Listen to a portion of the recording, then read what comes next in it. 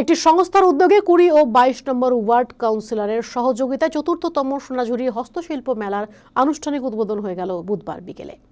উপস্থিত ছিলেন মালদা জেলা পরিষদের সভাধিপতি লিপিকা বর্মন ঘোষ, ইংরেজবাজার পৌরসভার চেয়ারম্যান কৃষ্ণেন্দু নারায়ণ চৌধুরী, পুরাতন মালদা পৌরসভার chairman Kartik Ghosh, vice chairman Shafiqul Islam, মেলার উদ্যোক্তা কাউন্সিলর বাবলা সরকার, চৈতালি ঘোষ সরকার, কাউন্সিলর কাকুলি চৌধুরী, পূজা দাস, গৌতম দাস সহ অন্যান্য কাউন্সিলররা।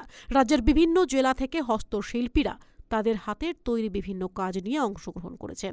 মহানন্দা নদীর তীরে মহানন্দা শিশু উদ্যানে আগামী ২৩শে জানুয়ারি পর্যন্ত চলবে এই মেলা।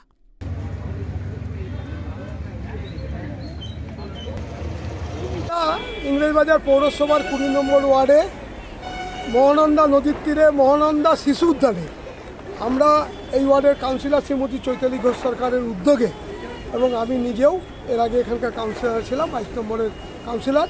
আমরা প্রতি বছরের ন্যায় এবারও মমতা বন্দ্যোপাধ্যায়ের অনুপ্রেরণায় সারা পশ্চিমবাংলার বিভিন্ন জেলা হস্তশিল্পীদের যারা যে যে বিষয়ে পারদর্শী তাদেরকে নিয়ে আমরা এখানে একটা মেলা করি।